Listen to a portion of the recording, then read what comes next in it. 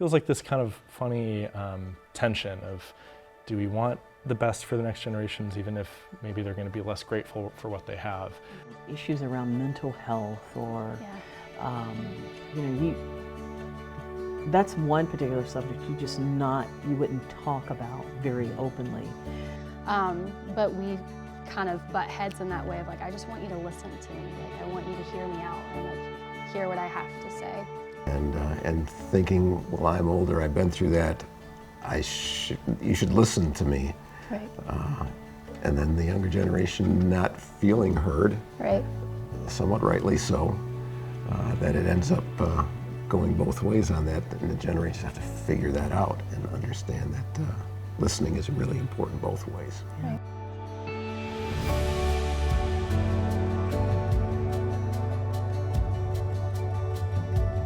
Well, it's great to be here with you guys, and we have a nice representation of different ages, and I think it's going to be a fun conversation. Why don't you introduce yourself and tell us the area that you work here at Our Daily Bread, and then maybe place yourself in a generation so we have an idea. You don't have to give a specific age, but just place yourself in a generation. I guess I can go first. Sure. My name is Catherine, and I am part of the Reclaim Today team, and I am the social media manager and strategist for Reclaim Today, and I am Gen Z. My name's Trevor. I'm the Marketing, Communications, and Operations Manager at Reclaim Today, and I am right at the tail end of the Millennials. Okay. And I'm Cynthia. I lead publishing, and I'm in sort of that forgotten generation, which is Generation X. Okay, so Gen X. And just to place myself, my name's Brian. I work in audio production, and mainly with our Discover the Word program. And I am in the tail end of the boomer generation, just kind of sneaked in on the end of that, so I'm a late boomer, as it were. And so that leads into my next question then.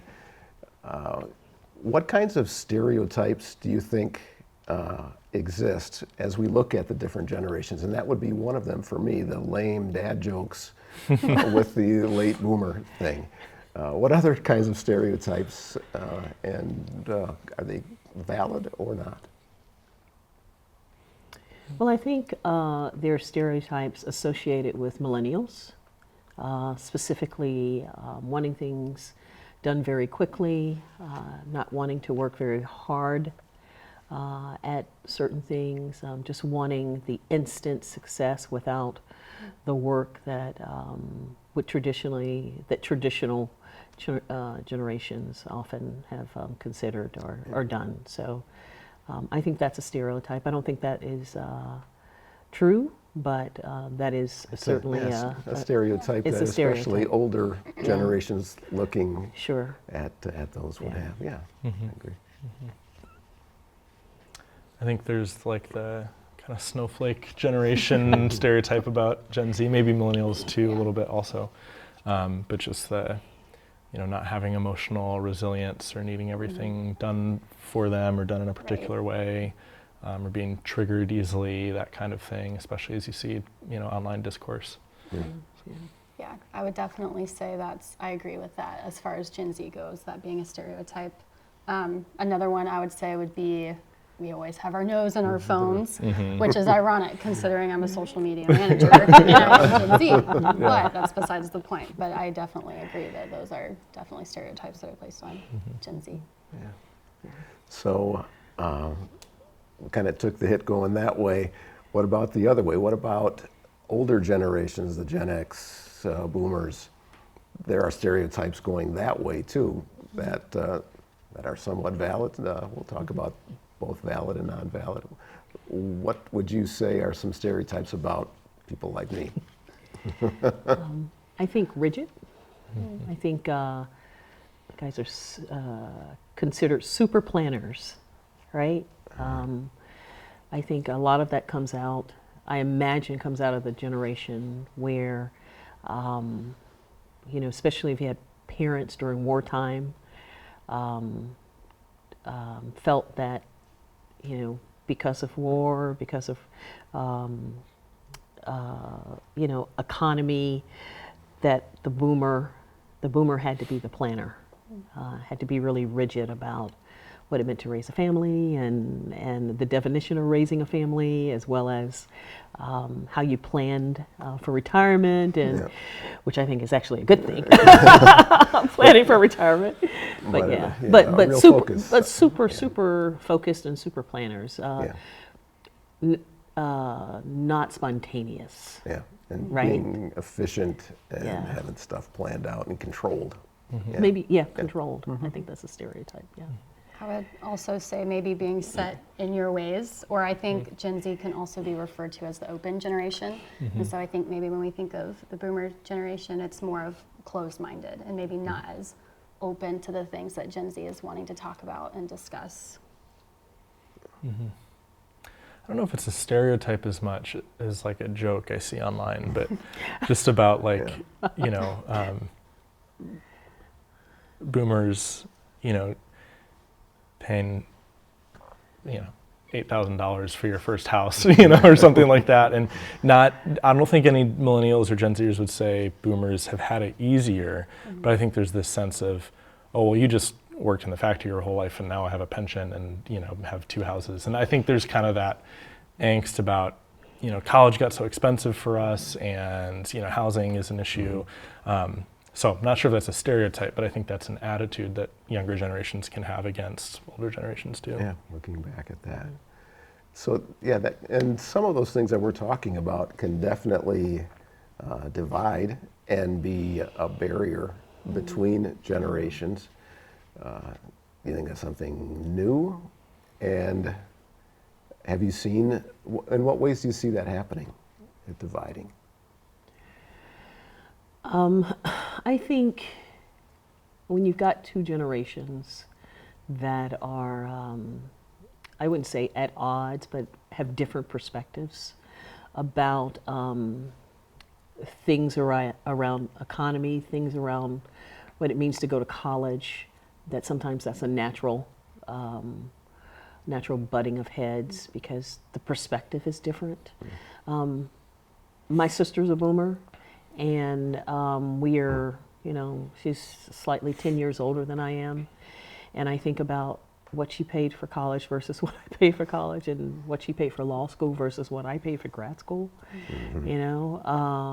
So it's quite a difference. And a lot of times I'm envious. It's like, how did you get out of that debt? That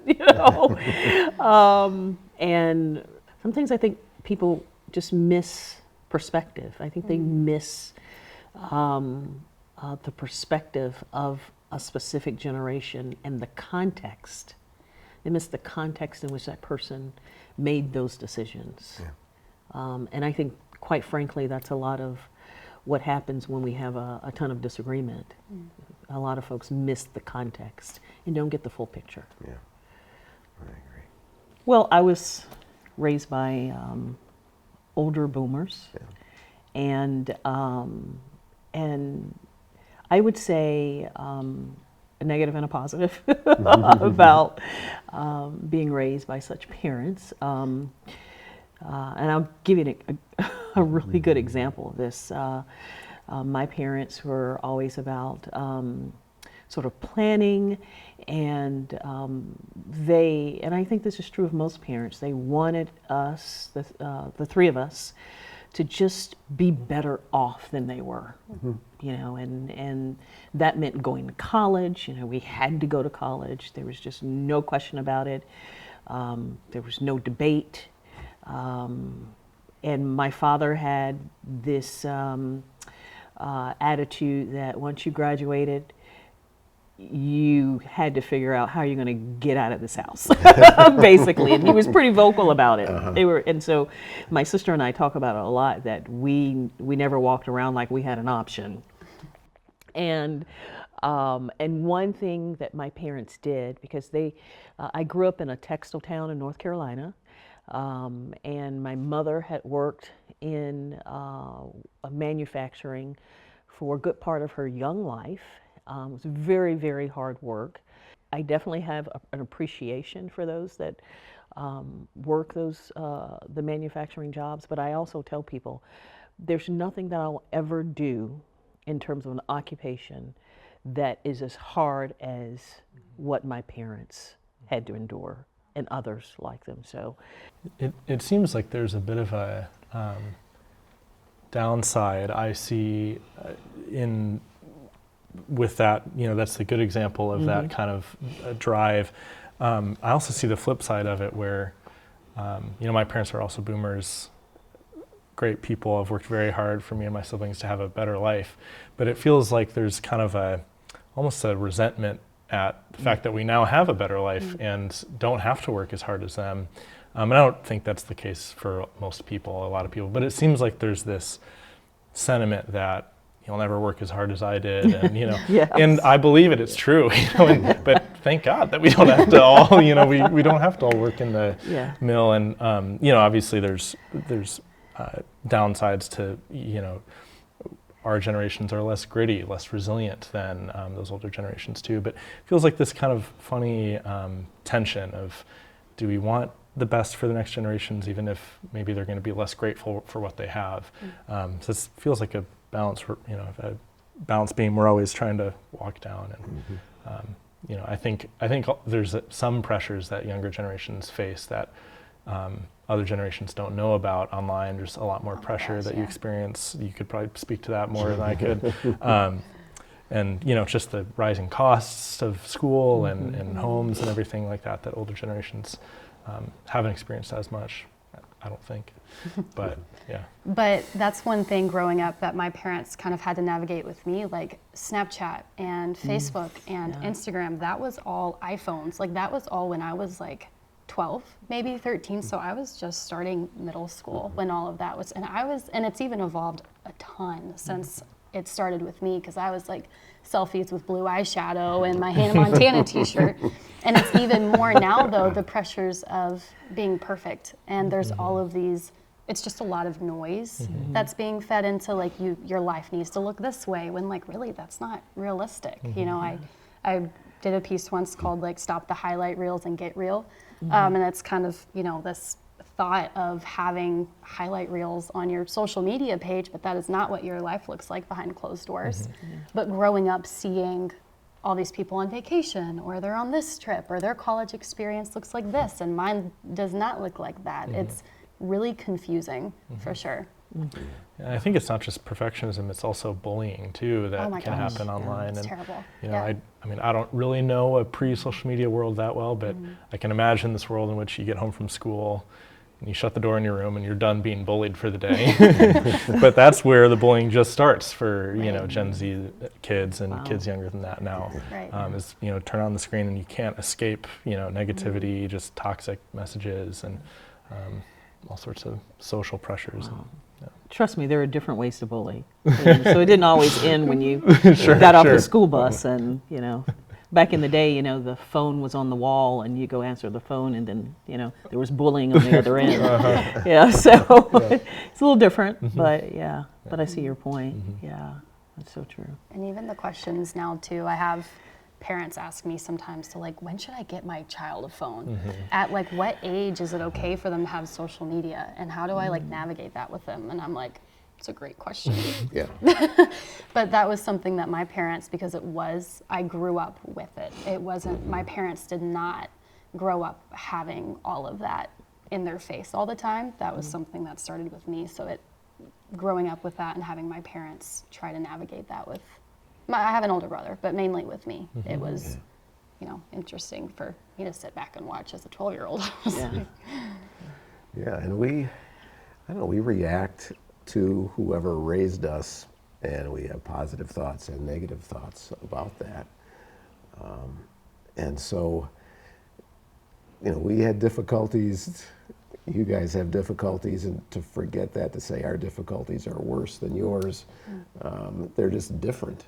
And there's going to be some stuff that we're going to have to help navigate. Phones weren't even a possibility when I was growing up in that sense. We had a party line on our home. Party line. You guys don't mind. I didn't even know what that was. We shared our home landline phone with someone. that we would pick it up and they would be talking, and so we'd have to hang it up. And so it was just really, really different. We had our struggles, you guys have yours, and understanding that and not minimizing either way, for us to minimize yours and for you to minimize ours. We both had struggles and stuff. Yeah, I think what I feel, even against myself as a Gen Xer, again, forgotten. No one really addresses the Gen X at all. Like, You're just kind of there, and we're just kind of here, and research doesn't bother with us. You know, there's very little research about what we're up to. Because your generation is doing the research. Good point. So sometimes I think, you know, we're kind of out there floating, trying to find where we fit. Where we fit just in the social space, because no one's talking a lot about us. But with that said, as a child of God, I know where I fit, and that is the ultimate, right? You know, that is what I have to cling to. But occasionally, I get really ticked. It's like, what's going on in my generation? I have no idea, because no one's writing about it. So as we talked about the different stereotypes and just the different characteristics of the different generations, what are some things that kind of annoy you about other generations, that you look at them as not positive and say, really? Yeah. I think for me, I feel like there can be a lot of talking and not a lot of listening going on both ends, of course. But like, if I'm talking to my parents about something or my grandparents about something, I'm like, sometimes they can be closed-minded, I guess, being an older generation, more set in their ways, and Gen Z can often be referred to as the open generation. So we're almost open-minded. It can be to a fault, you know, almost too open-minded. But we kind of butt heads in that way of like, I just want you to listen to me. Like, I want you to hear me out and like hear what I have to say. That's really good. I know I struggle with that, and I can think about it going in that I want to listen, but then I just have so much to say that I feel like I need to keep talking, and I talk over people in those kind of settings, and I just need to listen more. That's a great piece of advice. I think the other thing that is different now with specifically your generation and your generation would be just those issues that you'd never talk about in the public forum, and you know, issues around mental health or you know, that's one particular subject you wouldn't talk about very openly. I personally wish that it could have been something that was more discussed during when I was growing up. I happen to be a daughter of a woman who suffers from mental illness, and I can tell you that I suffered in silence because no one really knew how to talk to me about when my mother was going through certain things. The people at the church didn't know what to say. People in the neighborhood had no idea. Folks at school who learned about, you know, her illness had no idea how to address it. And so there weren't very many tools around to help the kid of a person who was suffering so much. And so I in turn ended up suffering quite a bit, you know, suffering in silence. And so while you might say that sometimes your generation is too open, I commend the generation for being able to say, please listen to me. I need to be listened to. You know, you know, something's going on. I want to talk about it. Pray with me about it, please. Let's bring it out in the open. Maybe there are some resources. So when I think about that, and really, I still know older people who will still not talk about it. You know, even though we're in a place now where everyone's talking about mental health, talking about how to help each other during difficult times, getting those things out on the table. And I think we're going to be better for it. And perhaps down the line,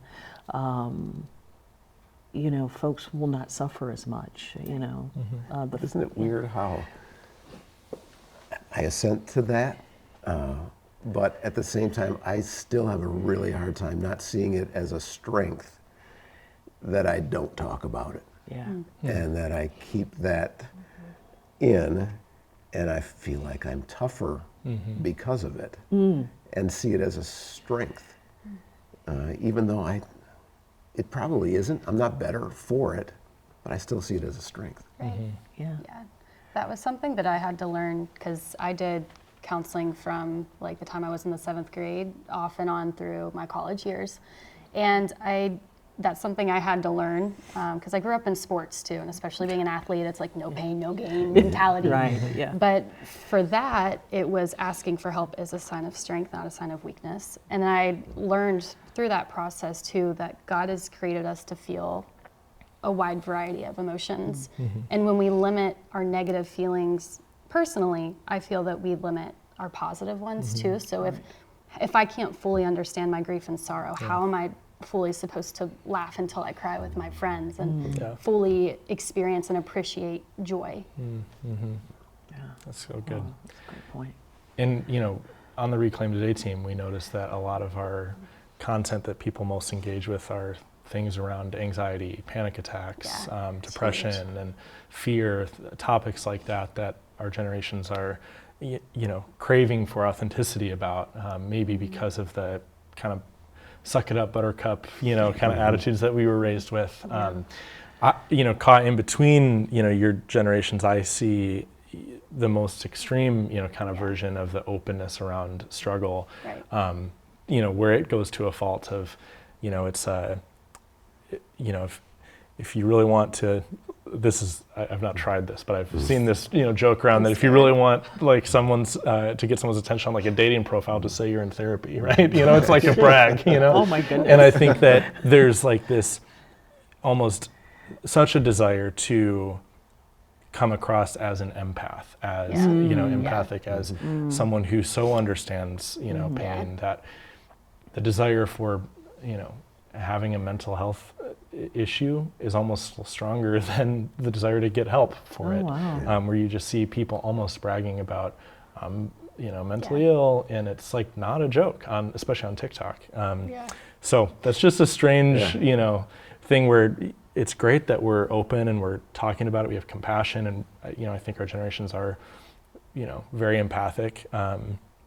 But so identifying with our pain and our struggle can become pathological at times. Yeah, And become a vice. And the fact that more open, thinking about it, willing to talk about it more, has it made this generation less anxious, or it almost feels like you're more anxious than the previous generations that didn't talk about it, or that counseling wasn't a major part of helping handle that. Yeah, I also think there's a generation, even within the church, that often uses statements like, "Well, if you have Jesus, you don't have mental illness," and it's and I think that has been more harmful than anything, because, as you said, that we were made by God, and we have an array of emotions.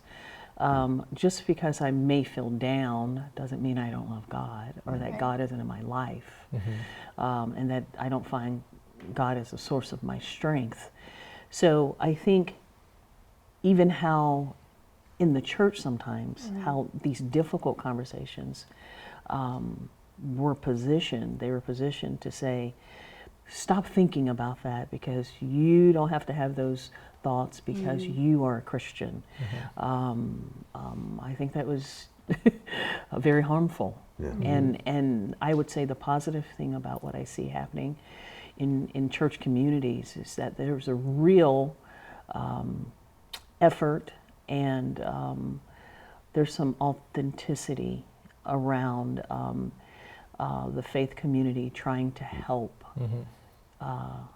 people who are struggling. Yeah. And that's a lot different than when I was growing up. Oh, and A difference. It just wasn't as open. yeah, and we're not going to bring that back.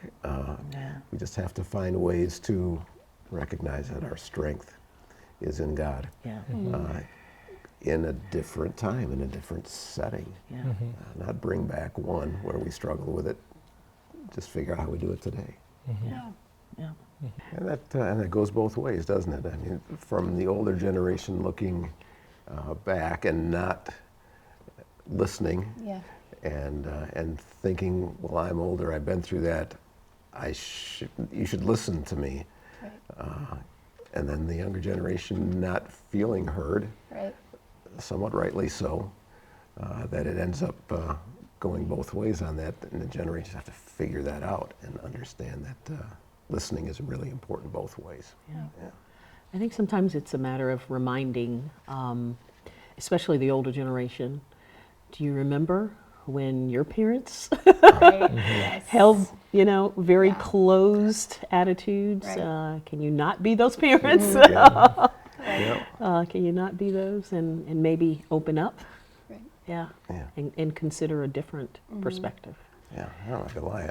My parents felt the same way about me and my generation and my age group as we feel about you guys sometimes. Yeah. It's been going on forever in that sense, and what we do often is a reaction to what we like and what we don't like of the previous generation. So what we did to you and what our parents did to us. So in a lot of that has to do with families that we've been talking about.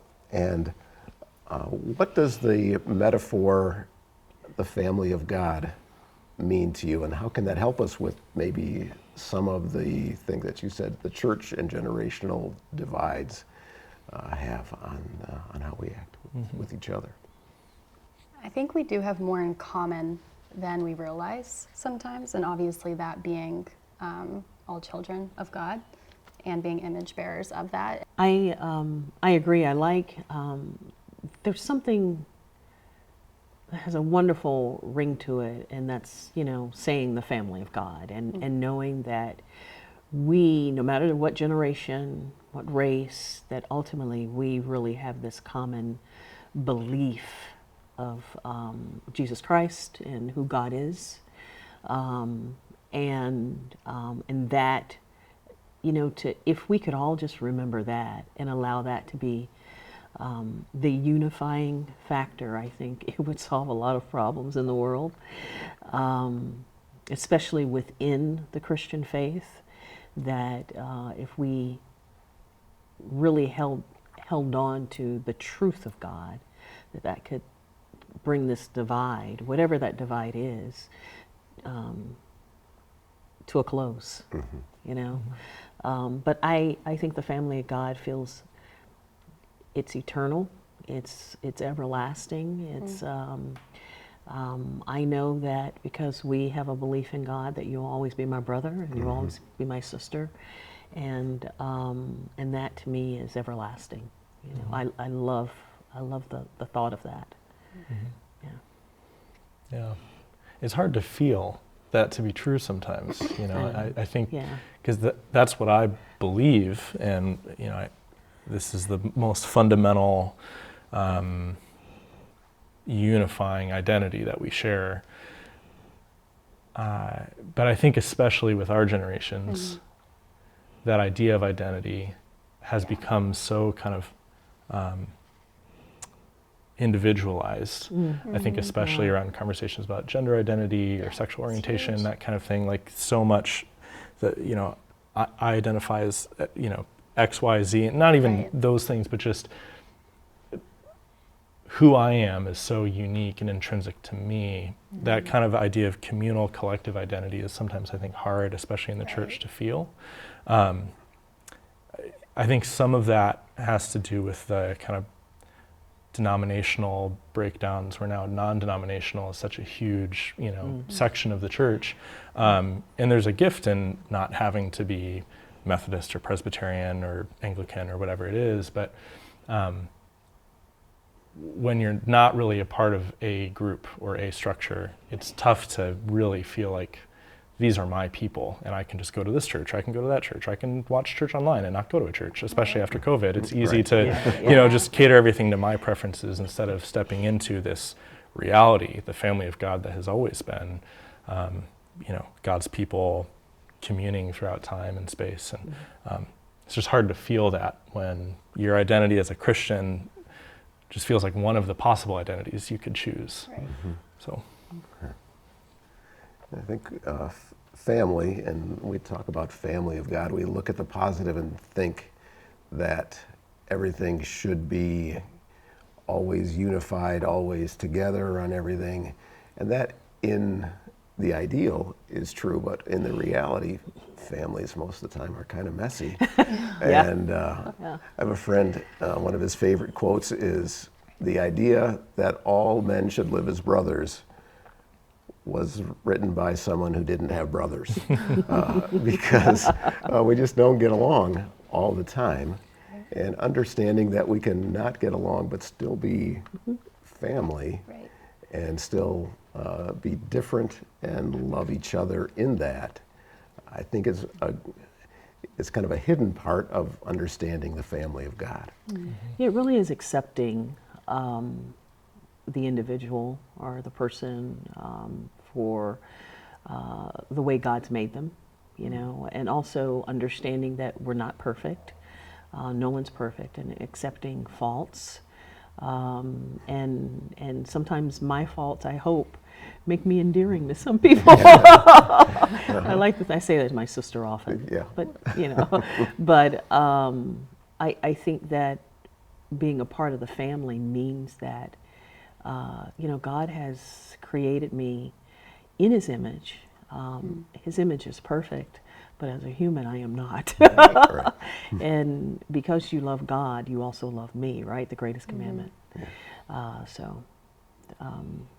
But accepting flaws and the good, the bad, and the really badly ugly. Yeah, for me, it feels when I think of that, it feels very safe. And going back to what you just said too, I often have to tell myself, like, Catherine, Jesus is perfect so that you don't have to be. Right. Like, that burden is totally lifted because you're human. And God sent His Son so that we didn't have to be perfect and walk in that by ourselves. And He gets it too, like He understands grief and anger and sorrow and all the things, so when we feel all the things. All the messy stuff. All the messy, yes, all the messy things, He is in that with us.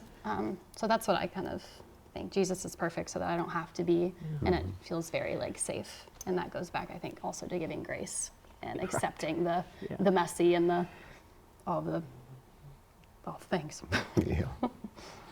Yeah. How does that, and you've been touching on that, how does that image help you, and what specific things do you think of when you think of others in the family of God that you're struggling with, to not struggle with them quite as much? Is there place that you can go that helps you find that unity? If I'm feeling frustrated with another human or some situation, I try to think to myself in that moment, they're a child of God, just like you are. And that brings it down a little bit for me of feeling more, I don't want to say accepting maybe, or just less frustrated, is just realizing we are they're my brother, they're my sister, and while we can have conflict, we can also handle that with grace. We have a choice, and there's a balance to that. You give them some rope that way, that they don't have to be perfect either. Right. Because I'm not, Yeah. sure. Yeah, I think this is something that you really had to hold on to, this thought of family and a shared belief in God during whatever the politics or the cultural wars or everything that happened in the last 2 to 3 years, where You found brothers and sisters on different sides of things, and I think it was very much a test in our belief that we might have different ideas about things, but ultimately I still love you, right? No matter what, I still love you. And I can't think of another time in my lifetime where things felt so divisive, especially in the Christian faith. And I think just that in order to live out the life that God wants for us, it requires, holding fast to those truths that that we're to love each other no matter what. And so I think there was great demonstration of that in the last few years, and then on the flip side, not so much. But yeah, for those that took it to heart, you could see it really played out in communities, how people rallied around each other, how many helped the poor, the sick, those that were shut in, who didn't have families. Hopefully you're fortunate to witness how communities and the church helped one another, especially during the pandemic. Yeah, I know I keep bringing this back to Sunday mornings, but at my church, we do the passing of the peace, and it's significant for me because it's hard to kind of greet someone with the peace of Christ if you're really mad at them, or to say something nice to a kid if they've been annoying you all service because they've been crying or whatever. When you're focusing on the things that divide, right? It's really hard to pass. Right, peace, but there are these practices, within the church that are meant to unify, and I think similarly taking communion, just seeing everybody's going up to the table, just empty to receive, and we're all basically the same, So I think Sunday morning can be if we look at it that way, it can be a really unifying time. Yeah, and find ways to preserve relationship rather than jumping to breaking relationships. What helps me, I think, is thinking about others like my kids. And I go a long ways to preserve those relationships. They don't have to be perfect to please me in that sense. I think they're pretty great. They don't do everything right and properly, but I want to treat others the way I treat them, or look at them through those lenses, and give others that same type of things. Like for you, Trevor, in the things that I might disagree with or might, I think, divide us, whether it's because of generation or whatever, to treat you like I would want my sons to be treated, or to treat you like my daughter would be treated. And if I look at it that way, I'm going to treat those people way differently. That's great. Yeah, that's a wonderful perspective. Yeah. So speaking of church and thinking about that, Our Daily Bread is a Bible engagement ministry. And so to you, what is it about Bible engagement, and what does it look like to you, and how can that foster the kind of unity and togetherness in the family of God? What do you look for Bible engagement-wise at your church? I always like when my church will go through like a series of things, Sundays in a row, and it's going off of the same, book of the Bible, or the same story, because then you can see how it all kind of comes together to fit that bigger picture. And two, sometimes I can, like all people, can really wrestle with Scripture and not understanding it, and so it's great for me when I can be in a church that's using Scripture to, like you said, teach, instead of just, saying a couple inspiring things and then going on with their day. But it's like, this came from God's Word, and it's just life-giving, too. I leave feeling, I can walk in just, grumpy or because of life or whatever it may be, and I can leave being like, okay, like my circumstances didn't change, but I feel like something in my heart did, to make my day go completely different. Yeah, I think I like that it can be challenging. I want Right. it to be challenging. Right. I don't want leadership, or I don't want Bible engagement to be Easy. easy, always easy, Yeah. you know? Right. And wrestle with hard questions Yeah, and stuff that yeah. really is difficult. Exactly. Life's for us to difficult, get, and yeah. so I like to learn how to survive it, quite frankly. Surviving and thriving. Yeah, survive and thrive at the same time, but being loved. You can hold, yeah, you can hold the tensions of the two together. Yeah. Yeah, I think there are opportunities to engage the Bible, you know, in teaching and you know, sermon series, and also just in smaller groups as well. That I think you know, growing up, a lot of the small groups structures that I was a part of were, you know, youth group, or it was age, it was kind of segregated by age, and I've been a part of a few that have been just anyone from the church who wants to be a part of this study, from this series we're doing on Lent or whatever it is. And it's been great to be shoulder to shoulder with people in different generations, and we're all wrestling with this question of what does this text mean? And the pastor's here, but it's not just him telling us, we're all asking the same questions and striving together to understand and apply to our context. So I think that kind of intergenerational wrestling with the text, you know, is what, you know, the, you know, oral tradition of, you know, you read this and now the community has to, you know, tarry with that for a while. Yeah. I think that's a beautiful thing about the church. And having community, I know some of these smaller groups that I've been part of were more like a affinity based, where it's people in the same stage of life, same interests, that kind of thing. They matched up together with that. But other groups have been broader, and we grow as much from those different kinds of experiences that people are in as well.